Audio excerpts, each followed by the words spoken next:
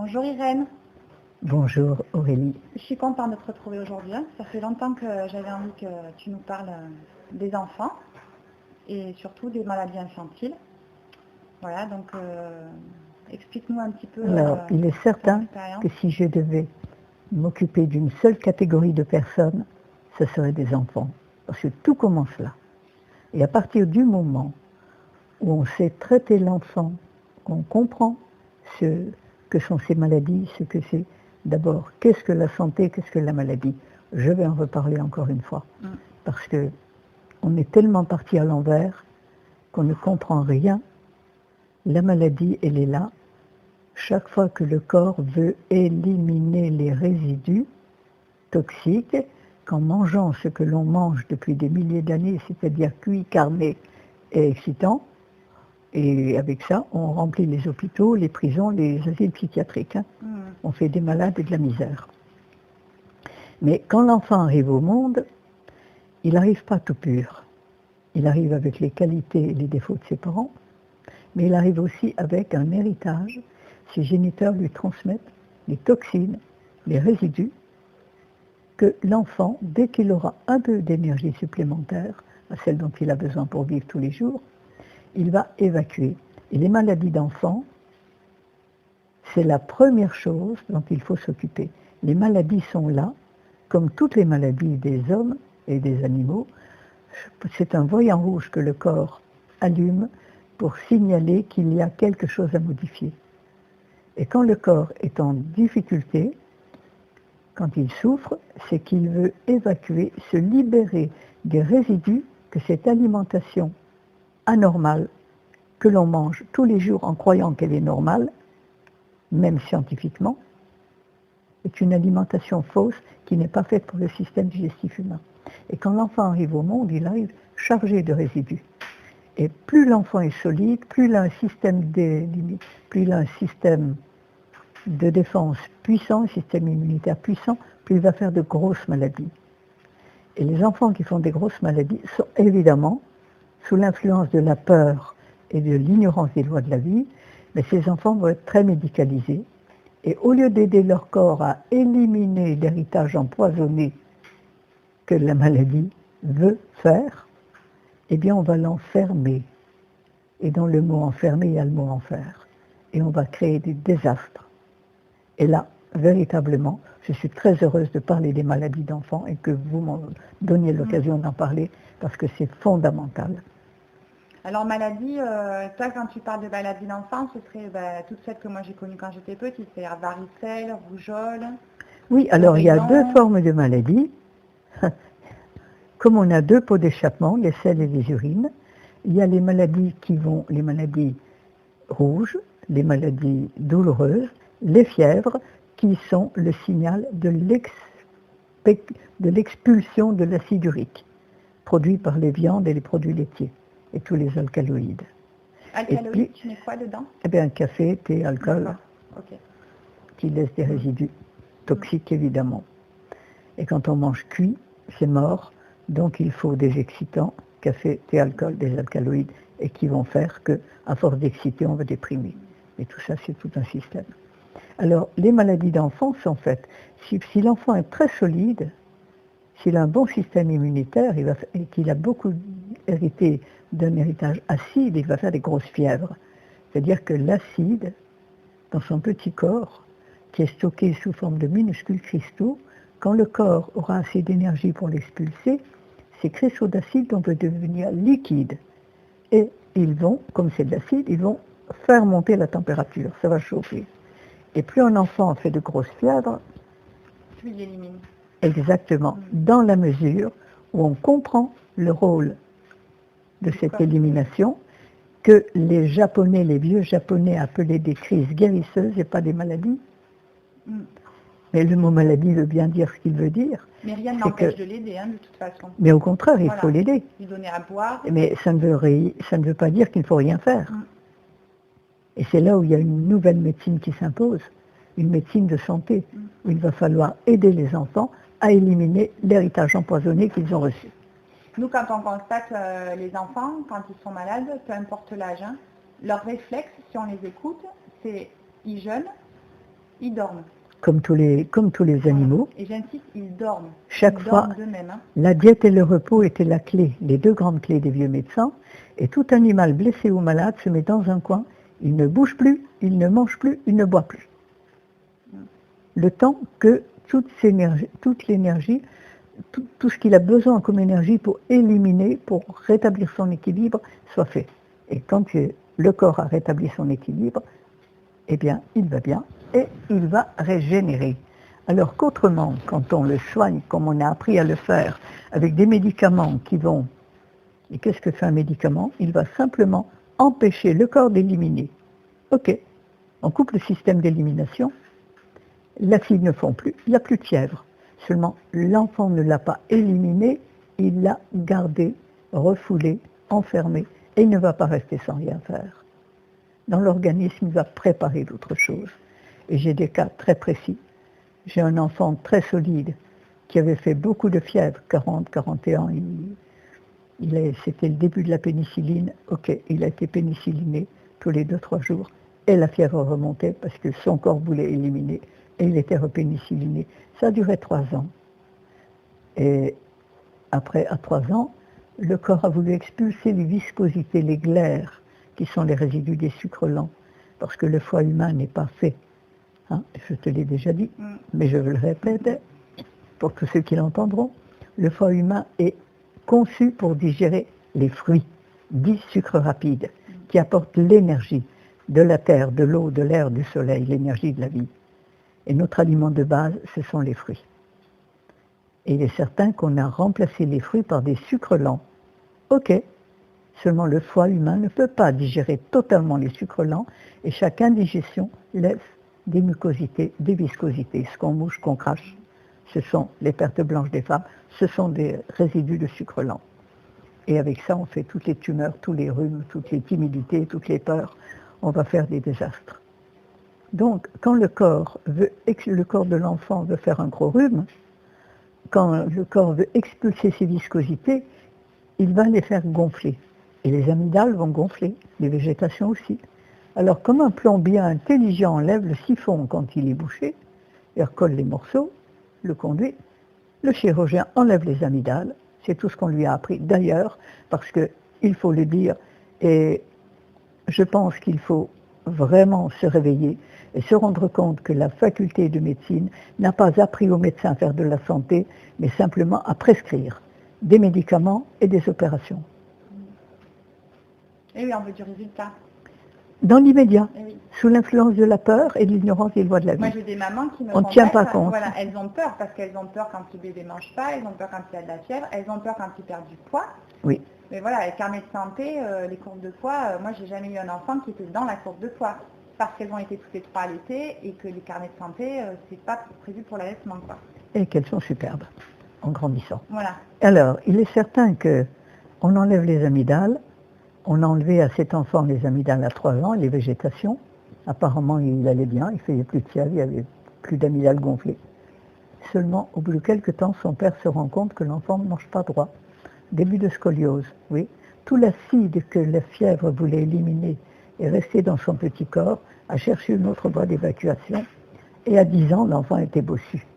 Il avait une belle bosse sous la clavicule gauche. Bon, ça s'est pas terminé là.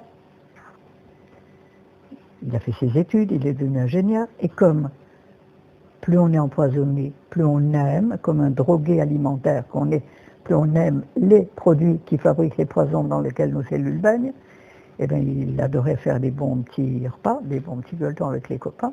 Pour un bossu, évidemment, c'était sa façon d'exister. Et à un moment, mais il ne peut plus marcher. Alors, il fallait qu'il prenne la jambe, c'est-à-dire que l'acide urique avait gagné le système nerveux et paralysé, donc il ne pouvait plus marcher.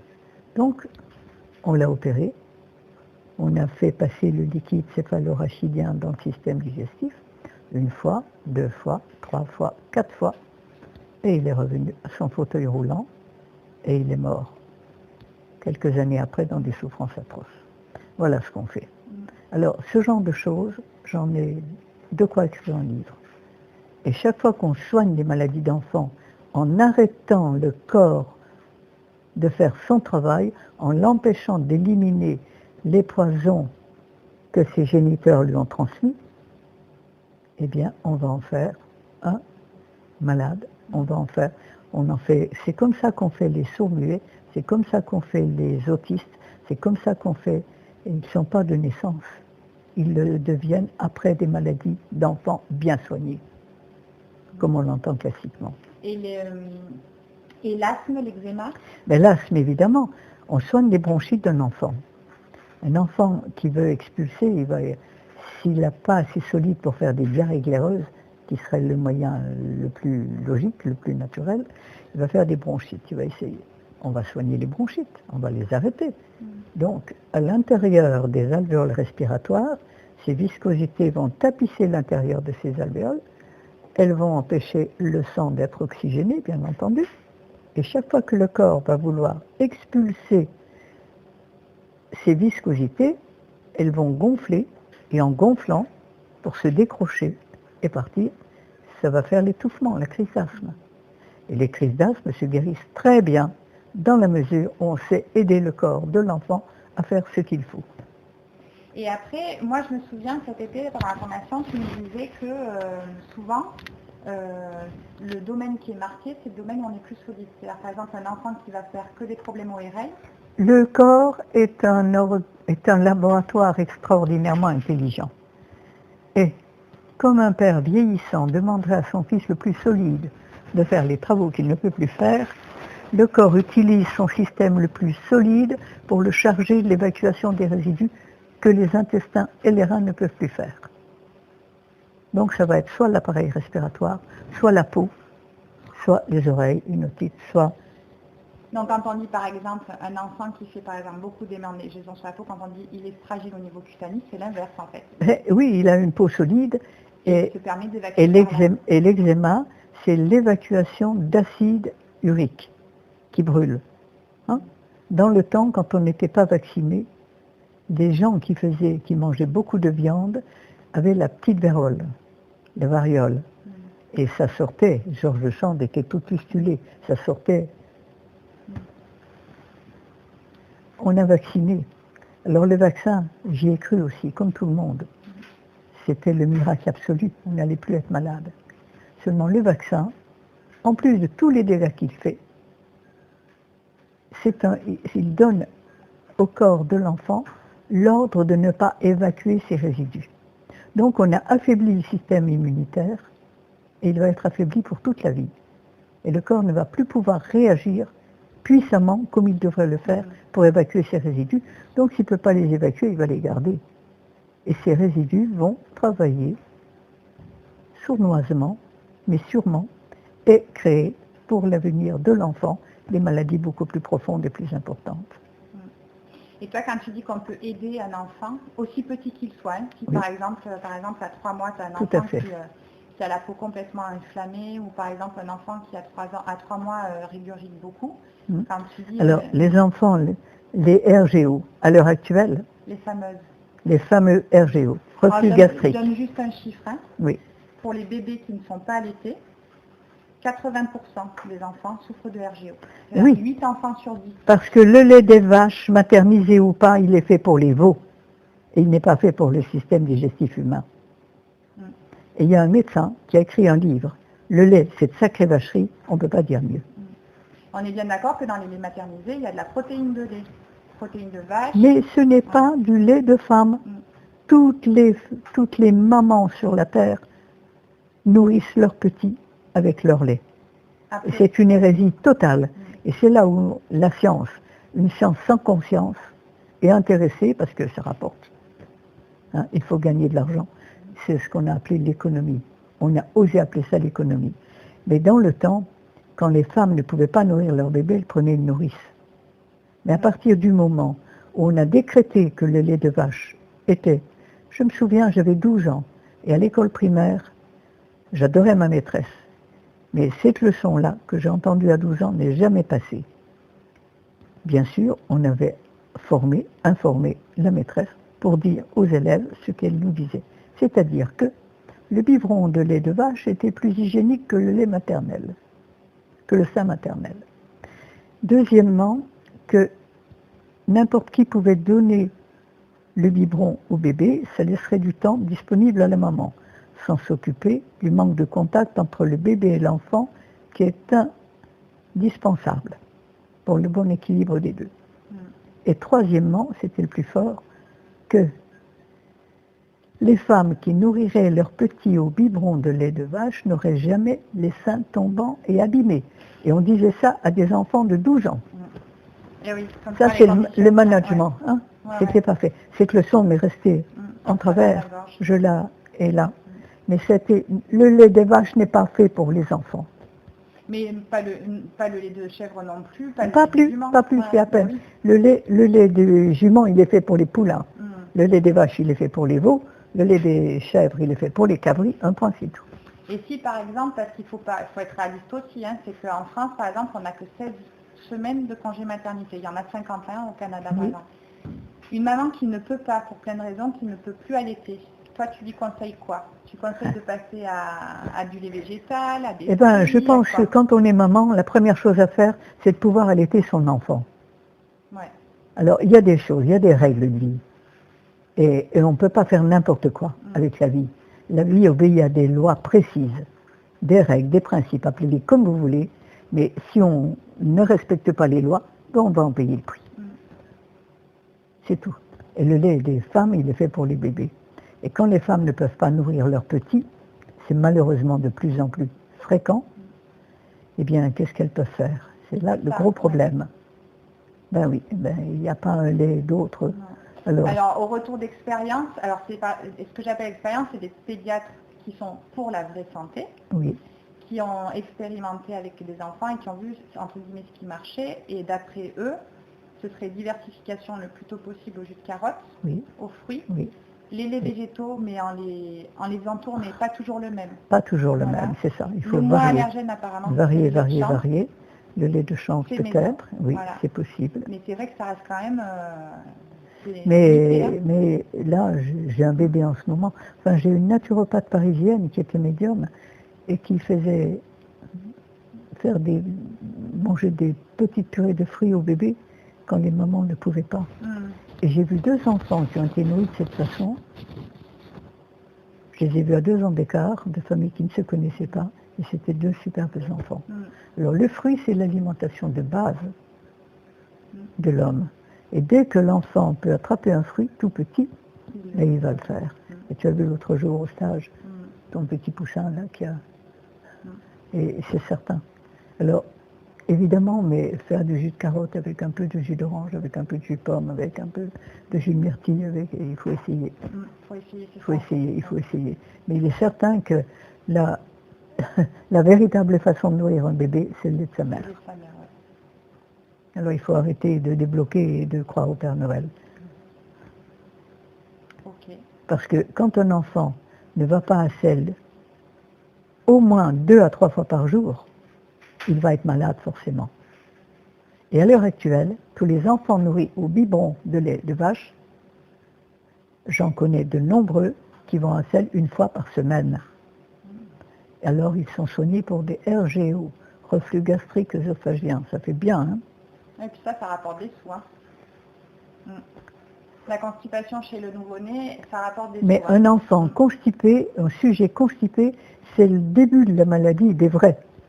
Parce que tout ce que le système digestif n'a pas pu éliminer comme résidu, va dans les intestins entrer en état de décomposition, de putréfaction et empoisonner les humeurs et faire d'autres maladies. Et quand il y a trop de résidus dans les humeurs, dans les liquides interstitiels dans lesquels vivent les cellules, eh bien ces résidus vont pénétrer dans la cellule, soit ils déprogrammeront le cancer, le cerveau en fera un cancer, soit ils le scléroseront, fera un diabète ou une sclérose en plaques. Et j'ai vu à l'heure actuelle, le mois dernier, 3 scléroses en plaques de jeunes gens avant 25 ans. C'est quand même pas normal. Alors, je crie au secours, et je te remercie de me le faire dire, parce que il faut vraiment crier au secours et arrêter les conneries, il n'y a pas d'autre mot. Toi, c'est ça, toi, c'est, c'est possible, nous on le voit avec des bébés qui sont, les parents, ils refusent le lait maternisé. Oui. Et Et ils diversifient, ou comme tu dis, ils tâtonnent, ils arrivent à trouver, et c'est possible, ça donne des enfants en bonne santé. Évidemment. Voilà, protéines beaucoup de mieux. vache, c'est pas du tout... Mais les protéines du lait de vache, l'histoire des protéines, il y a 60 ans que je ne mange pas de protéines. Il y a 86 ans, je travaille encore du matin au soir, semaine et dimanche. Hein, et les singes, de qui, paraît-il, nous descendons, et qui ont le même système digestif que nous, et dont les guenons ont leurs règles toutes les lunes et portent leurs petits 9 lunes. Quelles protéines ils mangent? Des puces que de la guenon. Hein. Alors, l'histoire des protéines, c'est encore du commerce. Il faut oublier ça. Et quand, donc là, voilà, c'est pour soutenir, par exemple, un enfant qui fait de la fièvre, il fait une maladie. Alors, voilà. Première chose à faire, et mes enfants ont été soignés de cette façon, et même mes petits-enfants avec une maman pédiatre. Puisque, quand ma première petite fille a été malade, mon fils a dit à sa femme, appelle ma mère, hein, pour la relation belle-fille, belle-mère, c'est pas terrible. avec les expériences. Mais enfin, ils avaient un enfant asthmatique qui a fait sa première crise d'asthme à 4 mois. Il n'a plus d'asthme. Enfin, alors, tous les enfants soignés comme les animaux le font. Et ce sont mes modèles. Quand un animal est blessé ou malade, il se met dans un coin, il ne bouge plus, il ne mange plus. Il laisse toute son énergie disponible pour que le corps puisse évacuer ce qu'il veut évacuer et rétablir son équilibre. La première chose à faire, quand un enfant fait de la fièvre, c'est le laisser à la diète. Ne rien lui donner à manger. D'ailleurs, les enfants ne veulent pas manger quand ils ne sont pas bien. Si on les écoute, si on les écoute, toujours pareil. Eh oui, mais sous l'influence de la peur, on va le forcer à manger. Et là, c'est l'erreur la plus grande. Mais il faut lui donner à boire de l'eau, de l'infusion, même pas des jus. Il n'a pas besoin de manger, il n'a pas besoin de nourriture. Toute son énergie est disponible là. S'il a de la fièvre, il y a les bains de siège à friction de Louis Kuhn, des bains dérivatifs. Ça, évidemment, il faudrait expliquer comment les faire. Je pourrais faire une vidéo dessus. Les voilà. bains dérivatifs, je Très fais bien. une petite vidéo à côté. Hein, voilà. Pour expliquer, Voilà, il faudra expliquer ça. Et puis les enveloppements d'huile de ricin. Pour les enfants qui font de l'asthme, qui font des bronchites, mettre de l'huile de ricin sur leur petit ventre, une bonne couche de coton hydrophile, bander et garder toute la nuit. Et ça, le faire pendant 8, 15 jours, 1 mois, 2 mois, si nécessaire. Il faut dégager. Et l'huile de ricin va travailler par capillarité, expulser les glaires qui se retrouveront dans les selles, qui seront gluantes, visqueuses, et qui seront beaucoup mieux que dans l'appareil respiratoire de l'enfant. Parce que soigner des crises d'asthme avec de la ventoline, de la théophiline et des excitants cardiaques, eh bien, mon mari en est mort à 44 ans. C'est tout ce qu'on fait. Et les asthmatiques ne meurent pas de crise d'asthme, ils meurent d'insuffisance cardiaque.